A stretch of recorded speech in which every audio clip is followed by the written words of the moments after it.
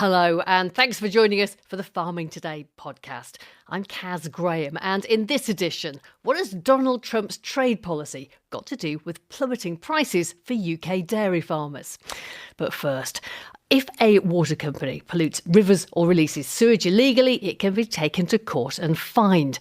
The government has just announced that it's reinvesting £29 million from these fines into more than 100 projects to improve 450 kilometres of rivers, restore 650 acres of natural habitats and plant 100,000 new trees. Well, the money collected from previous water company fines between April 2022 and 23 was put into a water restoration fund, and it's already being spent on local projects. The Wild Trout Trust has been given just over £1 million to restore part of the Upper Witham, a groundwater-fed river in Lincolnshire. Mary Ward-Lowry has been to take a look. This is a windy stretch of the River Witham. It's more like a stream, really, with deer footprints here and what looks like watercress. It's beautifully clear. It's at Belton House, a National Trust property near Grantham. I've come here to meet Tim Jacklin from the Wild Trout Trust. This is the downstream end of the project area. The National Trust have put a bit of a walkway in here that allows you to sort of negotiate the boggy areas that we've created. So that I can see quite a few sort of dead trees lying across. Is that part of the... That is part of it, yeah, those crack willows. Some of it's natural where large branches and things have split away and fallen down, but some of it is constructed as well to create a sort of dam effect at the downstream end of it's not across the river channel is actually over there, but this area we're looking at is the low floodplain area that it spills onto at high flows, slowing flow down, keeping it in the landscape and protecting downstream areas. It's like human beavers. Exactly, yeah. They call them BDAs, Beaver Dam Analogues. It's a rather grand title, isn't it, for a big pile of wood? So you brought me here because this is what you want to achieve in other places, is that right? Yeah. With this Water Restoration Fund grant that you've obtained? We have, yeah. So tell me what the plan is. That's to do a similar thing to what we see here. We're working on a piece of land where the river has been straightened and pushed up against the valley side. So what we want to do there is realign the channel, bring it back into the natural valley bottom and create that natural connection between the floodplain and the river again, put some wiggles back into it. And how do you go about doing that? So you make it sound easy. It sounds like something you could just move a mouse on a computer and do it. But I guess there's a bit more involved. It is a lot more involved. Once you get the diggers on site, it is quite easy. That is the easy bit. So you're in the difficult bit at the moment. It's getting to that point, and it's a lot of design work, flood modelling particularly, to show what the effects are now and what the effects will be after the project's delivered, and then getting the permits to do it. You know, in some circumstances, planning consent as well is required. Essentially, you become a developer. You have to jump through all the same hoops as if I wanted to build a supermarket car park on there. But this is a wiggly river for fish. And I guess there are people who own that land. What do you do about them? Are they... Yeah, they're the first port of call, really. I mean, we've been working on the Upper Witham for well over a decade with a lot of different partners, particularly the landowners. So a lot of it involves building a relationship with them so that you can say, look, this is ideally what we'd like to do. How does that sit with you? How does it sit with your land use, your business? Because do you have any teeth? Is it just a matter of persuasion, or do you have... Yeah, completely. Right. Yeah. So we're very lucky in this area. There's 3 large landowning estates upstream of us here. They've been incredibly supportive, and we wouldn't have been able to do it without them. Tim Jacklin with Mary Ward-Lowry. The European Parliament has voted to refer a deal with the South American trade bloc Mercosur to the European Court of Justice in a move which could see a 2-year delay in the agreement coming into operation or even derail it altogether. The European Commission signed the deal with Brazil, Argentina, Paraguay and Uruguay on Saturday. But yesterday, MEPs decided its legality needs to be tested. France has led opposition to the deal, but the German Chancellor has suggested that it could be accepted provisionally while the legal challenge is heard. The Mercosur agreement has been the subject of large farmer protests in Brussels and beyond. Irish Farmers Association President Francie Gorman was in Strasbourg for the vote.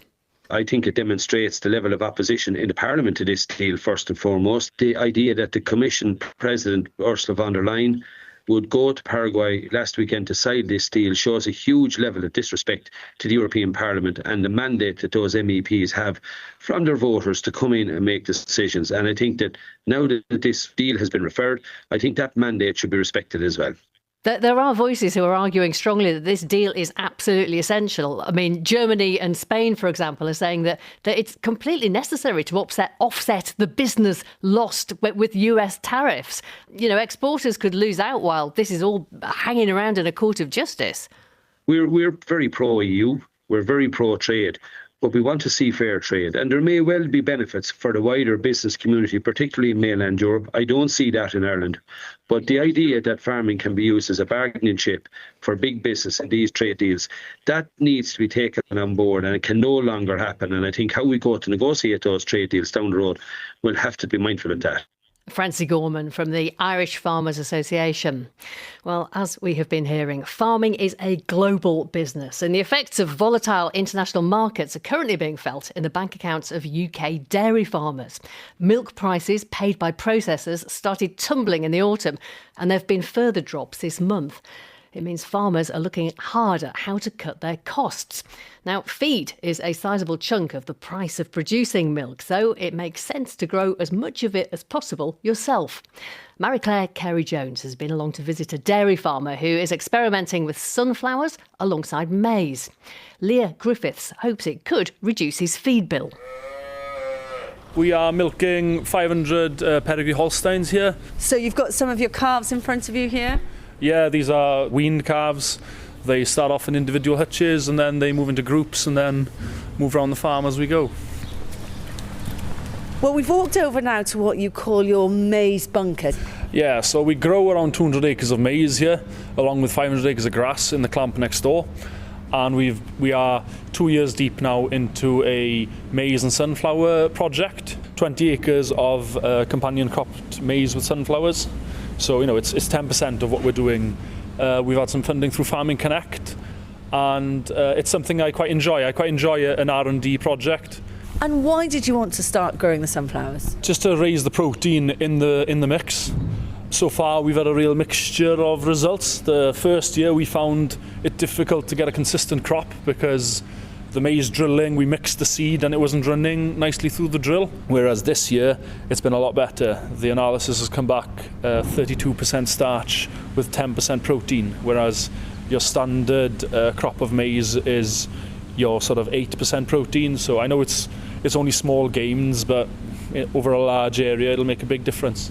Why is it important to you to be able to grow your winter feed here on the farm? With volatility in milk prices and things, we can't rely on the milk price to be able to buy in all of our feed.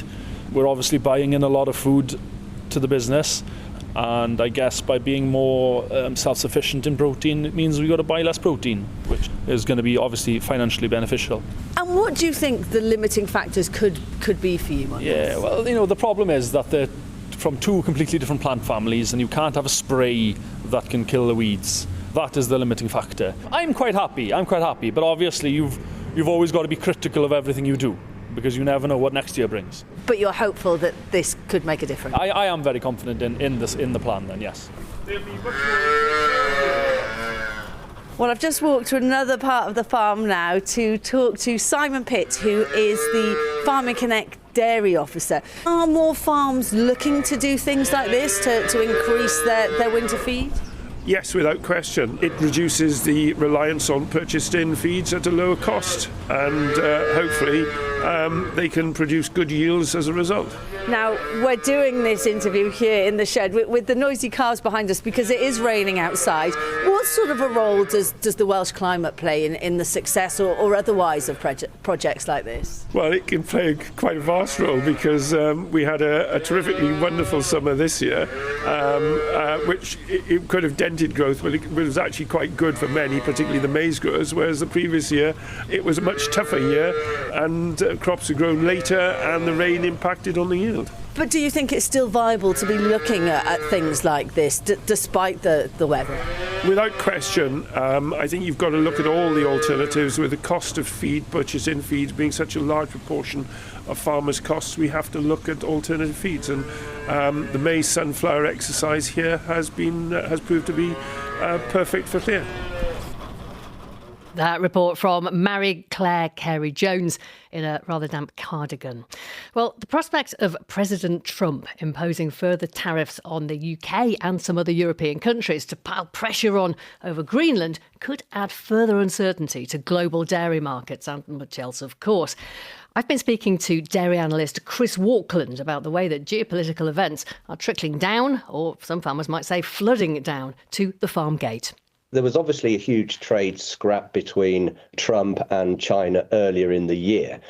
And one of the net effects of that was a ban, I think it was a total ban on soya exports to China from the US. There was a lot of soya kicking around on the US market, and that made US feed prices a lot cheaper. So dairy farmers capitalised on the cheap feed, fed their cows a lot more concentrate, and that resulted in additional milk yields in America. But it's not just the China trade deals that had an impact. Trump was also playing hardball on trade with us and the EU. A lot of butter was imported into the EU at the same time as milk production really started to ramp up over here. Because dairy farmers in the UK had a really strong year last year, didn't they? Yes, and they did in the EU. So not only was there strong milk production in the EU and the UK, the Americans started to export a lot more butter over here. They've never done it before. And the traders in Europe said, oh, we'll have some of that cheaper American stuff. All of this macro global trade and toing and froing has had an impact on individual farmers across the EU and the UK. Could further tariffs that might be imposed by President Trump over Greenland, could that cause even more disruption to global dairy markets? It could. I mean, if we take the UK, for instance, a lot of our cheesemakers are exporting significant quantities of premium cheeses, be that cheddar or Stilton, to the States. But there are also indirect impacts too. Over here in the UK, dairy farmers had, as I mentioned earlier, this record year of milk production. What was behind that last year? If you actually take the milk volumes that they produced in 2025 and multiply it by the milk price, it was record incomes. And basically, all of the milk production ducks lined up in a perfect row. The weather was okay for most. Some were affected by drought. Milk prices were really good. Feed prices were cheap. The farmers capitalised on that. And now they are all over the world effectively being a victim of their own success. And the difficult thing for a lot of UK dairy farmers, I suppose, is that the milk prices that they receive are now going down, but they're going to want to keep driving production up, aren't they? Because the prices are lower, but they still need to pay the bills, don't they? That is the temptation a lot of them will have. When the milk price drops, they produce more to try and maintain their income. And we're in the scenario where what is good for the industry as a whole, i.e. for everybody to reduce production, is not necessarily in the interests of an individual farming business. Dairy analyst Chris Walkland. And that's all from us for now. I'm Kaz Graham. The producer is Sarah Swadling, and Farming Today is a BBC Audio Bristol production.